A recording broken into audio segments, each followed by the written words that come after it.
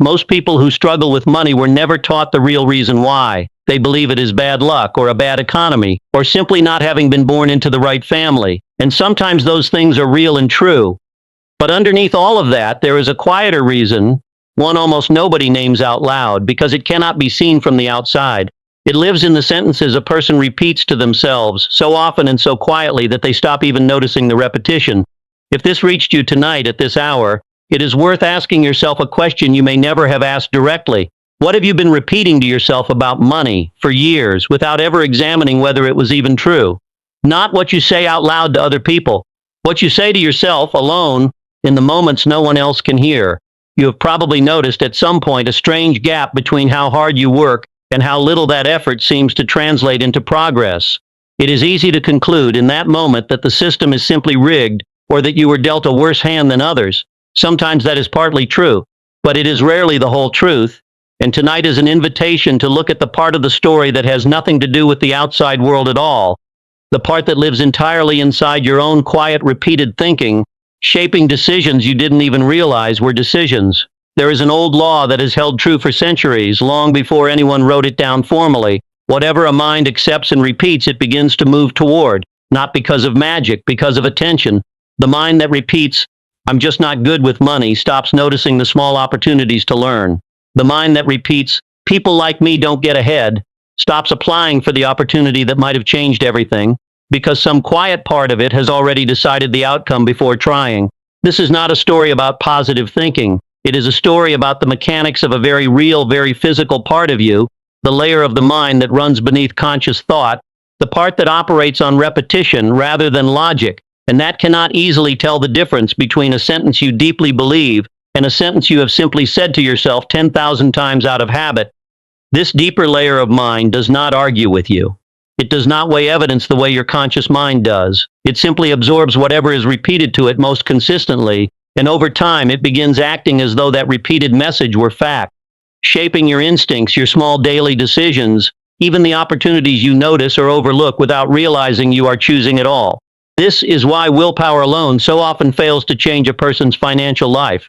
You can want consciously and sincerely to build wealth while an older, quieter part of your mind is still operating on a program installed years earlier, a program built not from careful thought, but from repetition, a phrase overheard in childhood, a joke made one too many times about money never working out for people like you, a single humiliating financial failure repeated internally for years afterward until it hardened into an identity.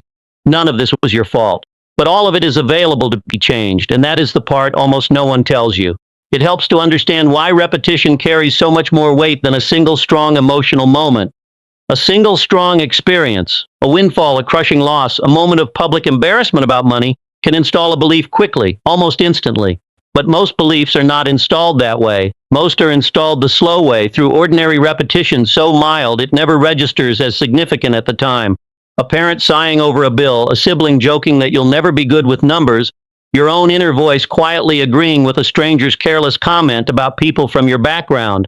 None of these moments feel like anything on their own, but repeated across years, they accumulate into a belief every bit as powerful as one dramatic event, and often far harder to notice precisely because no single moment stands out as the cause. Let's be honest about what this actually feels like to live inside of, because the honesty is where anything real begins. It does not feel like a dramatic belief. It rarely announces itself as "I believe I am doomed to struggle financially." It feels smaller and sneakier than that. It feels like closing a browser tab on a course you were curious about, telling yourself you'll come back to it later, and never coming back. It feels like glancing at a number in your bank account and looking away quickly, rather than sitting with it long enough to actually plan around it. It feels like watching someone else succeed and feeling a small, uncomfortable twist of something. Not quite envy, not quite resentment, just a quiet ache that whispers, "That's not the kind of thing that happens for people like me." It feels like applying for the raise, the loan, the opportunity, and half hoping you don't get it, because getting it would mean confronting whether you're actually capable of handling what comes next. If any of this is familiar, you are not weak, and you are not uniquely flawed. You are simply carrying a program you did not consciously choose, one installed by repetition long before you had the tools to examine it critically. The good news, and it is real good news, is that this same mechanism of repetition can be redirected on purpose. The subconscious mind does not care whether the repeated message came from an old wound or a deliberate choice. It simply absorbs whatever is repeated with feeling consistently over time. This means you are not stuck with the programming you inherited. You are simply the one person alive who has both the ability and the responsibility to slowly, patiently install something better in its place. Start with a single sentence chosen deliberately that describes not fantasy wealth but a believable next step. Something like, I am someone who is learning to manage money with a clear head, or I make thoughtful decisions with what I have. Repeat this sentence quietly to yourself during an ordinary routine task each day, while brushing your teeth, while making coffee, while walking to your car. The repetition matters more than the intensity. You are not trying to force a feeling. You are simply giving your subconscious mind a new, consistent message to absorb, the same patient way the old message got installed in the first place. Second, before sleep, spend a few unhurried minutes picturing yourself handling money calmly rather than fearfully, opening a bill without dread, checking a balance without flinching, making a small deliberate decision instead of an anxious reactive one. This is not about picturing sudden riches. It is about picturing steadiness, because steadiness is the actual foundation underneath every financial life that eventually improves. The subconscious mind responds far more to a believable repeated scene than to an extravagant, unbelievable one. Third, once a week, write down one financial decision you made and be honest, without judgment, about whether it came from a place of clarity or a place of old fear. This is not an exercise in guilt. It is an exercise in noticing, because you cannot redirect a pattern you have never actually looked at directly. Over time, this weekly honesty becomes its own quiet form of power. You begin to catch the old program in the act in real time, instead of only recognizing it in hindsight. Months later, after another missed opportunity, there is also a quieter cost to all of this that rarely gets named: the low hum of anxiety that comes from never fully facing your own numbers. You may know roughly that things are tight, without ever letting yourself sit with the exact figure long enough to plan around it clearly. This vagueness feels protective in the moment. It isn't. Vagueness is simply avoidance wearing a calmer costume. The mind that refuses to look directly at a problem cannot solve it, no matter how much anxious energy it spends circling the problem from a safe distance. Naming this honestly is not meant to add guilt on top of what you already carry. It is meant to loosen its grip, because a fear spoken plainly almost always shrinks a little, simply from being looked at directly instead of avoided sideways. It is also worth admitting how exhausting it is to watch other people seem to move through the world with an ease around money that you have never quite felt yourself. This is not really about the money itself, if you look closely. It is about a quiet, persistent doubt about your own capability, a doubt that was installed long before you had the tools to question it, and that has been running quietly in the background of decisions you thought were purely practical. You are allowed to feel the weight of that honestly, without rushing past it toward forced positivity. Real change rarely begins with pretending the old belief was never there. It begins with looking directly at it, naming it clearly, and only then choosing deliberately to repeat something else in its place. None of this will feel like progress on any single day. This is again the part almost no one warns you about. The subconscious mind was not installed overnight, and it will not be redirected overnight either. There will be days you catch yourself repeating the old fearful sentence out of pure habit. Days you flinch away from the bank balance exactly like before. Days it feels like nothing has changed at all. This does not mean the practice isn't working. It means the old pattern is simply older and more repeated than the new one, and the new one needs time to catch up. Give it the same patience you would give a language you were learning, or a muscle you were slowly rebuilding after an injury. Fluency and strength do not arrive in a week. They arrive in months of unremarkable repetition, most of which will not feel meaningful while it is happening. There is also a particular kind of grief hidden inside this work that deserves to be spoken plainly. Realizing that some of your financial struggle was shaped by an inherited pattern rather than pure bad luck can bring up an unexpected sadness. Grief for the years spent unknowingly repeating a belief that was never fully yours to begin with. Grief for opportunities that quietly slipped past, because some old voice inside you had already decided the outcome. This grief is worth allowing rather than rushing past. You are not to blame for the programming you received, but you are the only one who can begin patiently to write something new over it. That is not a small task, and it is fair to feel the weight of it honestly rather than pretending the change is simple. There will also be moments where the old pattern shows up dressed as caution, as though it were simply being sensible. You will tell yourself you are being realistic when you talk yourself out of an opportunity, and only later, looking back, Will you recognize the old fear wearing a more respectable disguise?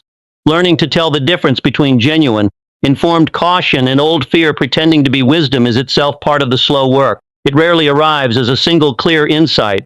It arrives gradually through the same quiet noticing you've been practicing all along, a widening gap over time between the voice that used to run unquestioned and the calmer, more honest voice you are patiently building beneath it. It also helps to notice how differently this shift looks depending on where you're standing when you measure it. Day to day, the change in your relationship with money can feel almost imperceptible. You rarely wake up feeling meaningfully different than you did yesterday. But measured across seasons, the shift becomes visible in the small decisions that used to trip you up and now simply don't. The bill opened calmly instead of avoided, the honest budget conversation had instead of postponed, the opportunity pursued instead of quietly talked out of. These are not dramatic moments. They rarely feel like triumphs while they're happening, but collectively, they are the entire difference between staying stuck and slowly becoming free. There is a peace available here that has nothing to do with your current bank balance. It arrives the moment you stop needing your financial situation to already be fixed before you can feel calm about it. When you can look honestly at where you are right now, without shame, without pretending it's fine, and without collapsing into despair either, you have found a stable place to actually build from. Some call this trust, or surrender, or simply peace with the process. Whatever word you use, it points to the same quiet truth. You are not required to have already arrived somewhere in order to be at peace with the direction you are walking in. An unseen order, larger and steadier than any single bad month or good month, tends to reward the person who keeps showing up honestly far more reliably than it rewards the person who is only ever chasing the next feeling of certainty. This peace is not passive. It does not mean lowering your ambitions or accepting less than you're capable of. It means releasing the frantic, anxious grip that so often accompanies financial striving, the grip that checks the number 10 times a day out of fear rather than curiosity, that treats every small setback as proof the whole effort is doomed. A calmer mind, paradoxically, tends to make clearer financial decisions than an anxious one. Stillness is not the opposite of ambition. It is often the very thing that makes ambition sustainable over the years it actually takes to build something real. Consider Abraham Lincoln, a man whose early life was marked by one financial and political setback after another. He entered business and watched it fail, leaving him with debts that took years to repay. He ran for office and lost more than once, in ways that would have permanently discouraged a great many people. There was no single dramatic turning point where his fortunes suddenly reversed. What changed, gradually, was not his circumstances, but his relationship to failure itself. He continued applying himself, continued studying, continued showing up to the next attempt without allowing each setback to become a final verdict on who he was. It would have been easy, at almost any point in those difficult years, for him to adopt a settled belief that he simply was not the kind of man for whom things worked out. Plenty of people around him likely repeated exactly that kind of quiet judgment, and it would have cost him nothing to agree with it. Instead, whatever he was repeating to himself through those repeated setbacks kept him returning to the work, kept him reading and studying law by candlelight, kept him running again after having already lost. He is remembered today not because his early life was easy, but because he refused repeatedly and quietly to let repeated failure calcify into a fixed belief about his own capability. That refusal, sustained over years most people never hear about, is the same quiet mechanism at work in anyone who eventually redirects an old pattern into a new one. There is an old teaching found in different forms across many traditions about a farmer who plants seed on ground he cannot yet see the harvest from. He tends it daily without proof that anything is growing beneath the surface, trusting a process he cannot observe directly.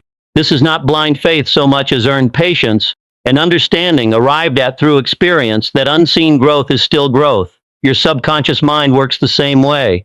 The new belief you are planting through quiet repetition is not visible yet. It is beneath the surface, taking root in a place you cannot directly observe. This does not mean nothing is happening. It means the work is simply still underground, exactly where it needs to be for a while before it shows itself above the surface. I am becoming someone who thinks clearly about money. My past does not decide my future decisions. I am allowed to build something steady, one honest choice at a time. I trust the quiet progress I cannot yet see. I am patient with myself while this change takes root. For those who want a more structured path through exactly this kind of inner work, there is more waiting below whenever you are ready for it. You do not need to solve your entire financial life tonight, and you do not need to fully believe the new sentence yet for it to begin working. You only need to keep repeating it, gently and consistently, the same way the old pattern was repeated into place long before you had any say in the matter. This time you have the say. This time you get to choose what gets repeated.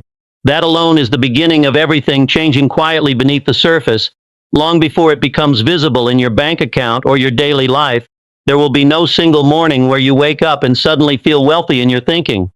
It will happen the way most real change happens, so gradually that you will only notice it in hindsight, when you catch yourself responding to an old trigger with a calm you didn't have before, or making a decision your old programming would never have allowed. That moment, whenever it arrives, will not feel dramatic either. It will simply feel like you, a slightly steadier version of you, going about an ordinary day. If you want that further guidance, it is there whenever you choose to look for it. Let this be enough for tonight. You were never simply unlucky. You were carrying a pattern you did not choose, and now you know how to begin setting it down, one quiet repetition at a time. That knowledge alone is worth more than it may feel like right now. Rest in it. Tomorrow is one more ordinary day to plant the new sentence again and trust the ground you cannot yet see beneath.